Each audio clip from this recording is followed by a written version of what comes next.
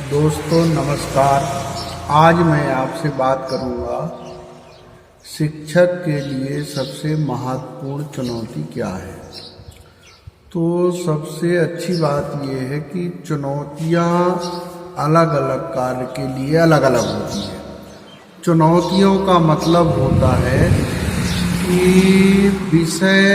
जिस विषय को आप कर रहे हैं, जो जानकारी जिस क्षेत्र में आप हैं, उसकी पूरी जानकारी ही एक चुनौती होती है। इसलिए हर एक क्षेत्र में चुनौतियां रहती है, ये कन्फर्म है।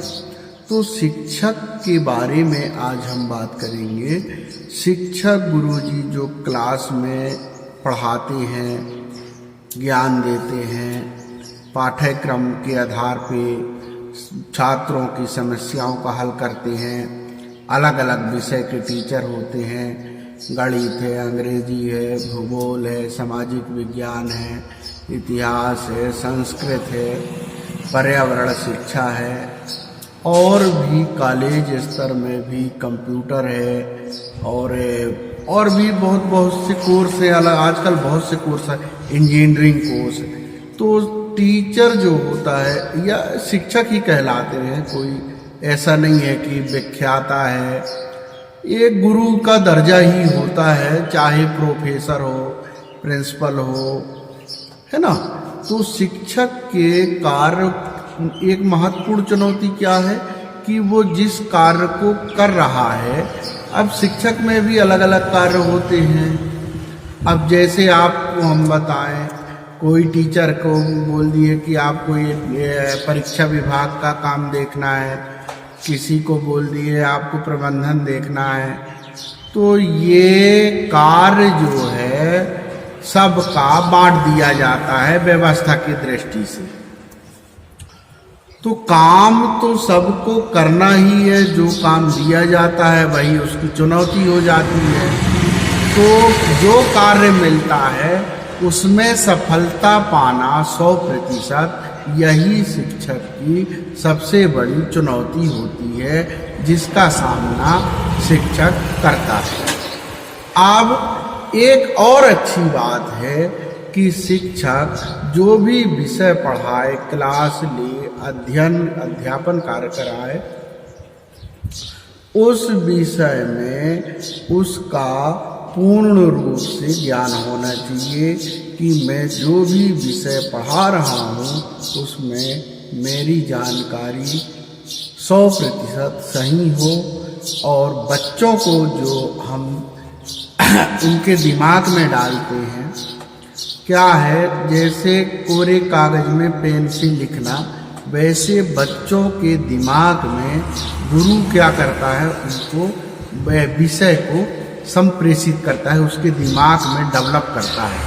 तो गुरु को इतना ज़्यादा तजुर्बा होना चाहिए कि विषय को सही ढंग से प्रत्यारोपित छात्रों के दिमाग में कर सके, और छात्र उस विषय को अपने जीवन में और व्यवहारिक जीवन में, परीक्षा में उस विषय का उपयोग अपने भविष्य में कभी भी कर सके और उससे संबंधित समस्याओं को भी हल कर सके। ऐसी शिक्षा गुरु को दी जानी चाहिए। अब यही चुनौतियां होती है कि हम शिक्षा में छात्रों की समस्याओं को किस तरह से हल कर पाते हैं, उनको किस तरह से समझा पाते हैं, और उनके आगे बढ़ने के रास्ते कैसे बना सकते हैं, वह गुरु की भूमिका होती है।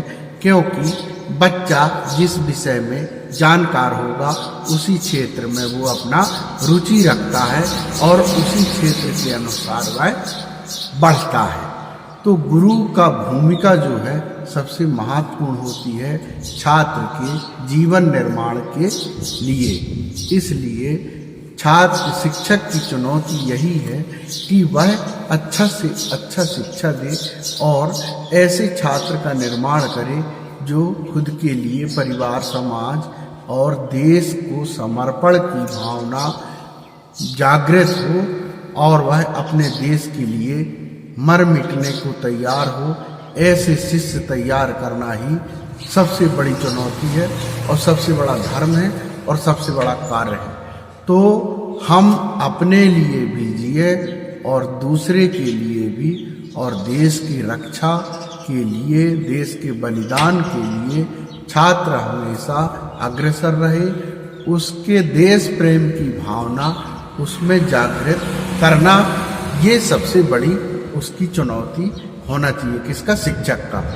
जब देश प्रेम की भावना बच्चे में कूट कूट के भर दी जाएगी, वह यह जानेगा कि जो शिक्षा मुझे मिल रही है, मुझे अपने लिए, परिवार, समाज, धर्म निरपेक्षता की ओर बच्चा कैसे जाए।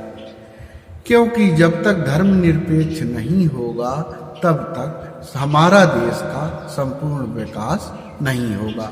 इसलिए ये भी एक चुनौतियाँ तो बहुत सी है दोस्तों, लेकिन हमने कुछ अपने अनुभव आपको शेयर किए हैं।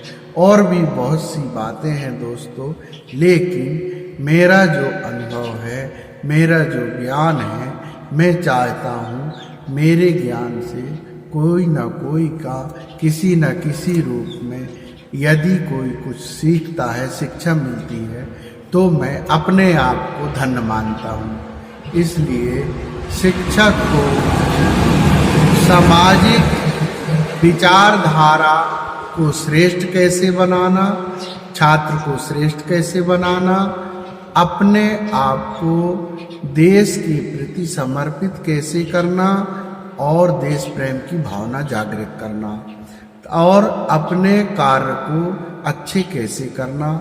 शिक्षकों के कार्य देश के विकास और देश की नींव को मजबूत करने के लिए होता है। यदि शिक्षक अच्छा है और शिक्षक में समर्पण की भावना है, वो ये न सोचे कि मैं कर्मचारी हूँ, मैं एक नौकर हूँ, मैं गवर्नमेंट एम्प्लॉय हूँ, ऐसे मन में भावना कभी भी नहीं आना चाहिए। सिर्फ ये भावना आना चाहिए कि मैं खुद के लिए और देश के लिए क्या अच्छा और क्या बुरा, इसमें विकास में जो अच्छा है उसे मैं किस तरह से छात्रों को विकास के माध्यम से उनको तैयार करें और उसको प्रत्यारोपित करें, जिससे हमारा देश, हमारा संविधान और हमारे विकास और खुद का विकास, सबका विकास, संपूर्ण विकास। तो अभ्यास ही करते करते अभ्यास की जड़मति होत सुजान, और रसरी आवत जाती सिल पर परत निशान। इस तरह से गुरु को भी होना चाहिए, ये नहीं कि ये बच्चे के लिए भी है। गुरु भी उसी तरह से हो जिस तरह से रस्सी के पत्थर में बार बार कुएं से पानी निकालने के कारण पत्थर में भी रस्सी से उसकी धारें बन जाती है और रस्सी का कुछ नहीं होता। उसी तरह से गुरु को भी जब तक बच्चे का विकास स्तर में ना पहुंच जाए, उसके विचार में, उसके विकास में गुरु की भूमिका उसके विकास को पूर्ण करने के लिए होना चाहिए। तो इतना ही दोस्तों, अगले वीडियो में मिलूँगा। थैंक यू, नमस्ते। यदि मेरा वीडियो अच्छा लगा हो तो एक सब्सक्राइब नीचे बटन दबा देंगे। थैंक यू, नमस्ते, बाय, सी यू।